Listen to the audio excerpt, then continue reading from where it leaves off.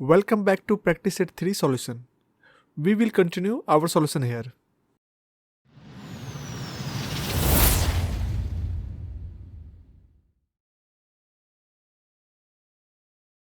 Our next question is very long, so we will use again triple quote to write down multi-line question. Okay. So our next question is find your grade based on the school grading system. यहाँ पे हमने marks दे दिए हैं और यहाँ पे grade दे दिए हैं. आपके मार्क्स के बेस पे आपको ग्रेड मिल जाएगा यहाँ पे कि आपका ग्रेड क्या है. तो आपको ये प्रोग्राम करना है. सो इसे हम स्टार्ट करते हैं.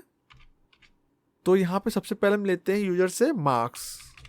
एक वेरिएबल क्रिएट कर रहे हैं मार्क्स एंड इसमें हम क्या करेंगे सेम इंट लेंगे देन इनपुट एंड यहाँ पे हम डाल देते हैं inter your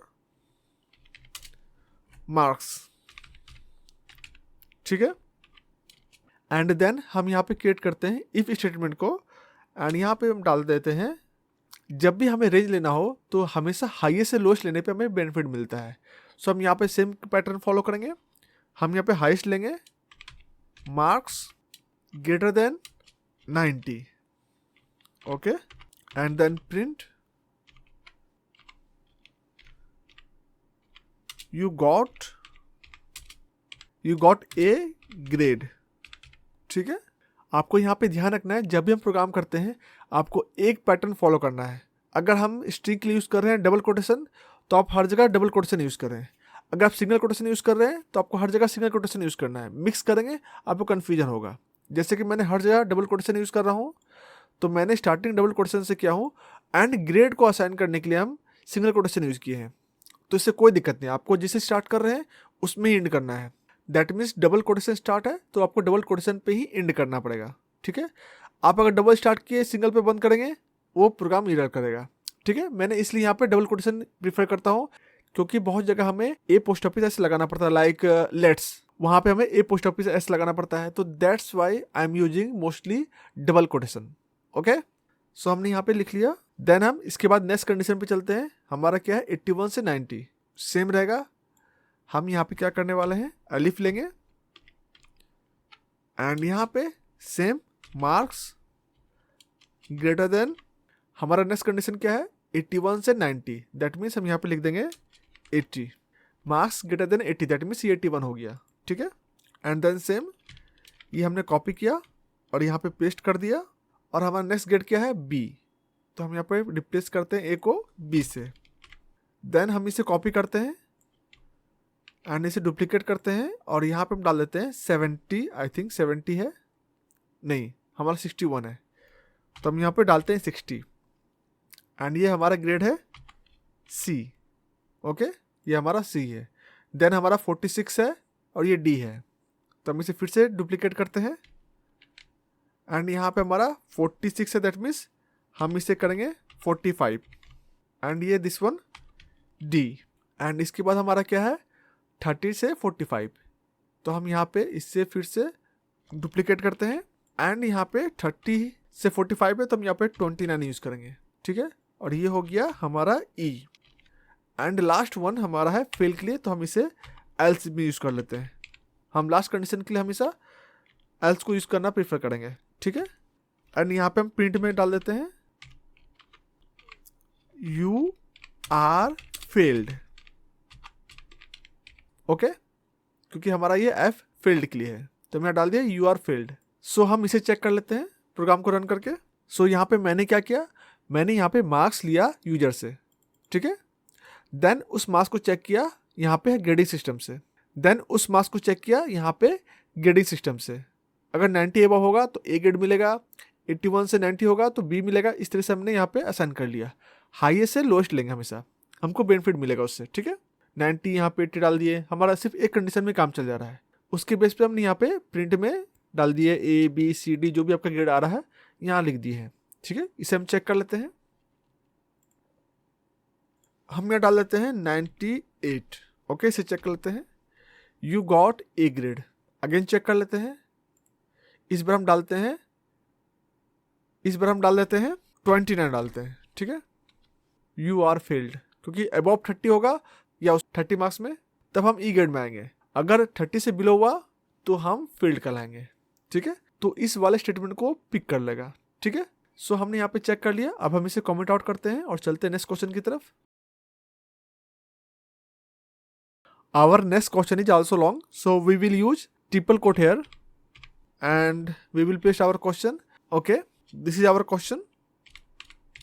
Okay, I made a small mistake while posting the question, so I have modified the range here to 1000 to 4999. Earlier it was 1000 to 5000. So this is our question. So a store has a sales proposal where the shopkeeper is offering, here is a price and there is a discount. Okay, arrange this one. Okay, so here is the price and यहाँ discount दिया आपको। and next part of the question is write a program to take user input and calculate the amount you have to pay the shopkeeper. Okay, simple question. so हमारे यहाँ पे question क्या बोल रहा है, एक स्टोर में सेल ऑफर निकला हुआ है जहाँ पे अगर आप परचेज करते हैं 10,000 अबव तो आपको 20% का डिस्काउंट मिलता है। अगर आप परचेज करते हैं 5,000 से 10,000 के बीच में तो आपको 12% का डिस्काउंट मिलता है। एंड अगर आप परचेज करते हैं 1,000 से 4,999 के बीच में तो आपको मिलता है 7% का डिस्काउंट। ओके, एंड देन हमारा क्वेश्चन अभी खत्म नहीं होता है, आगे हमारा क्वेश्चन है हमें एक प्रोग्राम लिखना है जिसमें हमें कैलकुलेट करना है कि डिस्काउंट के बाद हमें कितना अमाउंट शॉपकीपर को पे करना पड़ेगा। ओके, सो ये भी सिंपल क्वेश्चन है, इसे हम चलते हैं सॉल्व करते हैं। हम यहाँ पे क्रिएट करते हैं एक variable amount, same int input and then यहाँ पे हम डाल देते हैं इंटर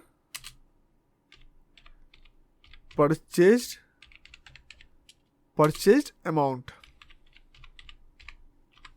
ओके, एंड देन हम यहाँ यूज करते हैं इफ स्टेटमेंट को, और आपको पता है हम हमेशा हायर से लोअर पिक करते हैं, तो हम सबसे पहले 10,000 वाले को पिक करेंगे, अमाउंट ग्रेटर देन 10,000 क्योंकि ये अबव है। ठीक है, तो 10,000 हम यहाँ पे यूज करेंगे एंड यहाँ पे हम डाल देते हैं, हम यहाँ पे काम करते हैं, हम यहाँ पे और वेरिएबल क्रिएट करते हैं पेबल।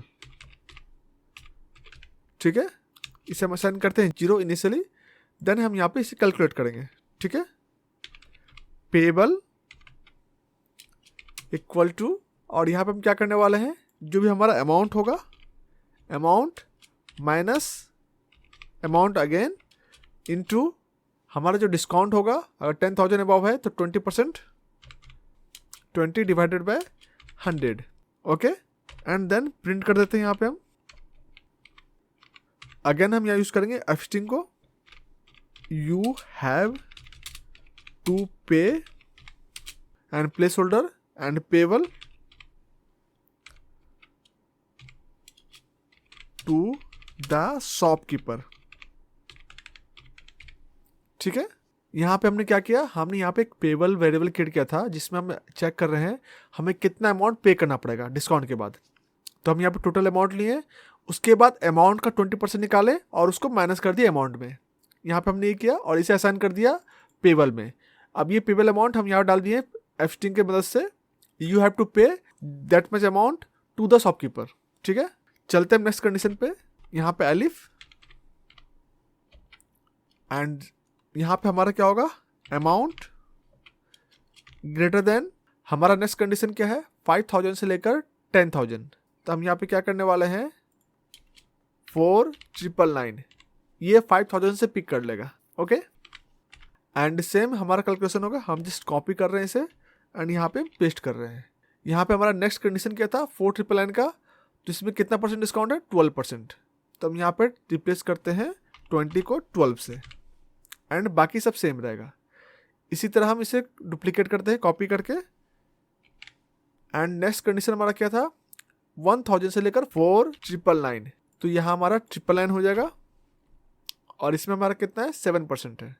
तो हम यहाँ रिप्लेस करते हैं 12 को 7 से, तो हमारा यहाँ पे ऑल कंडीशन कंप्लीट। ओके, ये हमारा 1,000 से 4,999 ये वाला रेंज में आ गया, 5,000 से 10,000 ये हमारा इस रेंज में आ गया एंड 10,000 अबव ये हमारा पहला वाला रेंज में आ गया। ठीक है, हमने तीनों कंडीशन यहाँ पे मेंशन कर लिया क्योंकि हमारा यहाँ पे 0 से नहीं है, 1,000 से 5,000 है, इसलिए हमने यहाँ पे एल्स नहीं यूज करके एलिफ यूज किया। क्योंकि अगर पर्सन ने 999 से कम का अमाउंट डाल दिया या 999 डाल दिया तो उस केस में क्या होगा, उसमें भी हम डिस्काउंट दे देते हैं 7%, जो कि अलाउ नहीं है। एटलीस्ट उसे 1000 का परचेज करना पड़ेगा. So that's why I am using condition here. Okay, आपको ये ध्यान रखना है, आपको हर जगह एल्स यूज नहीं कर लेना है. आपको समझना पड़ेगा प्रोग्राम को कि हमें कहाँ पे एल्स में यूज करना है, कहाँ पे हमें एलिफ में रखना है. क्योंकि हमारा कंडीशन 0 से स्टार्ट होता है तब हम सीधे एल्स में डालते हैं. बट हमारा 0 स्टार्ट नहीं है, हमारा 1000 से स्टार्ट है. और उसके नीचे भी हमारा कुछ अमाउंट आ सकता है, पे कर सकता है कस्टमर. दैट मीन्स अगर 799 का परचेज कर लिया या 560 का परचेज किया है तो उस केस में उसे कोई डिस्काउंट नहीं मिलने वाला है. तो उसे एज इट इज पे करना पड़ेगा. तो उसके लिए हम यहाँ पे लास्ट में अपनी तरफ से हम यहाँ पे डाल देते हैं ताकि प्रोग्राम और अच्छा लगे. Print you don't get any discount, you have to pay. And इसके लिए हमें यहाँ पे एफ यूज करना पड़ेगा प्लेस होल्डर के लिए. तो हम यहाँ पे एफ लिख लेते हैं एंड यहाँ पे हम प्लेस होल्डर और यहाँ पे हम डाल देते हैं अमाउंट. ठीक है, तो ये हमारा पूरा प्रोग्राम कंप्लीट हो गया है. हमसे पूछा नहीं गया था अगर डिस्काउंट नहीं होगा तो क्या पे करना पड़ेगा, बट हमने यहाँ पे स्टार्ट कर दिया ताकि प्रोग्राम और अच्छा लगे. सो इसे हम चेक कर लेते हैं. ओके, आपको ये पता होगा हमने कंडीशन कैसे यूज़ किया है, हायर से लोअर पिक किया है. ठीक है, और यहाँ कैलकुलेशन कैसे किया है, अमाउंट में से डिस्काउंट अमाउंट माइनस किया और वो अमाउंट जो मिलेगा हमारा वो हमारा पेबल होगा शॉपकीपर को. ठीक है, और अगर 1000 से कम का अमाउंट परचेज हुआ है तो उसे कोई डिस्काउंट नहीं मिलेगा, वो इस वाले को पिक कर लेगा स्टेटमेंट को और ये प्रिंट हो जाएगा. ठीक है, इसे हम चेक कर लेते हैं. हम यहाँ डाल देते हैं 12,000. ठीक है, अब चेक करते हैं इसे कितना पे करना पड़ेगा. यू हैव टू पे 9,600 टू द शॉपकीपर. ठीक है, अगेन हम रन करते हैं प्रोग्राम को और इस बार हम चलते हैं 4,680. ओके, तो ये कितना हो गया हमारा, यू हैव टू पे 4,352.40 पैसे. ठीक है, अब हम चलते हैं एक अमाउंट लेते हैं जो कि 1000 से कम होगा. हम ले लेते हैं यहाँ पे 759. ठीक है, इसे चेक करते हैं. You don't get any discount, you have to pay 759. जो कि हमारा अमाउंट था वही अमाउंट हमें पे करना पड़ेगा. ठीक है, हमने प्रोग्राम को कंप्लीटली यहाँ पे चेक कर लिया, हर एक कंडीशन को चेक कर लिया. ओके, अब मैं इसे कमेंट आउट करता हूँ और चलता हूँ लास्ट क्वेश्चन पे.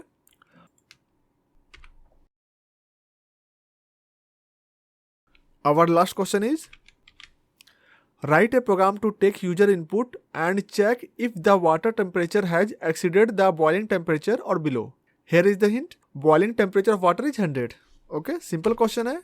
हमें यहाँ क्वेश्चन क्या बोल रहा है, हमें यूजर से एक इनपुट लेना है और उसके बाद हमें चेक करना है कि वाटर का जो टेम्परेचर है क्या वो बॉइलिंग टेम्परेचर से एक्सीड कर चुका है या उससे बिलो है. और हमारा बॉइलिंग टेम्परेचर क्या है, 100. ओके, सो हम यहाँ पे क्रिएट करते हैं variable temperature. Okay, and then same int same input यहाँ डाल देते हैं enter temperature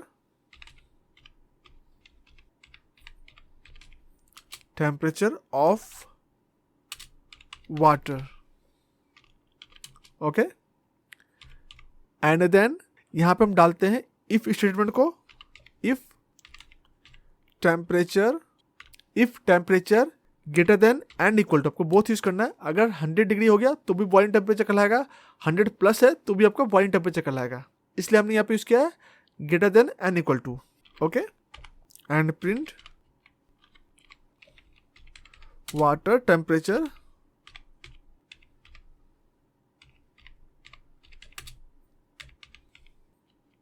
exceeded the boiling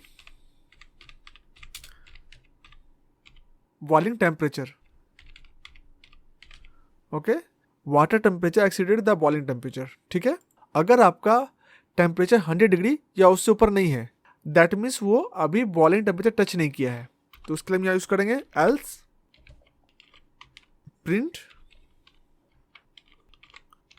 water temperature. हम यहाँ पर डालते हैं water temperature has. Okay, water temperature has exceeded the boiling temperature, and here is water temperature hasn't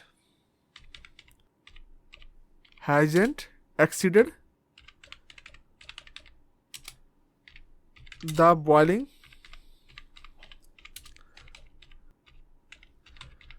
temperature. Okay, so हमने यहाँ पे प्रोग्राम लिख लिया।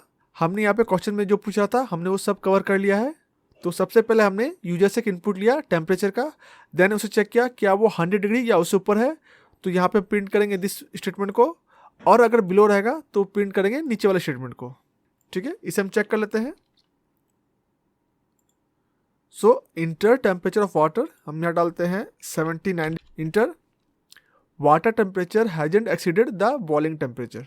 ओके, अगेन चेक करते हैं 102। ठीक है, water temperature has exceeded the boiling temperature. Okay, 100 जैसे ऊपर होगा या 100 भी होगा तो ये इस वाले को पिक करेगा। ठीक है, अगेन हम चेक करते हैं 100 के साथ। Water temperature has exceeded the boiling temperature. Okay, so हमारा ऑल क्वेश्चन सॉल्व्ड। अगर आपको कोई कंफ्यूजन है तो मुझे कमेंट करके जरूर बताएं, I will definitely help you. इस ट्यूटोरियल में इतना ही। If you have any questions और query please let me know in the comment, I will definitely help you. अगर आपको मेरी ट्यूटोरियल पसंद आ रही है तो वीडियो को लाइक एंड शेयर जरूर करें। तो मिलते हैं नेक्स्ट वीडियो में। Till then, bye bye.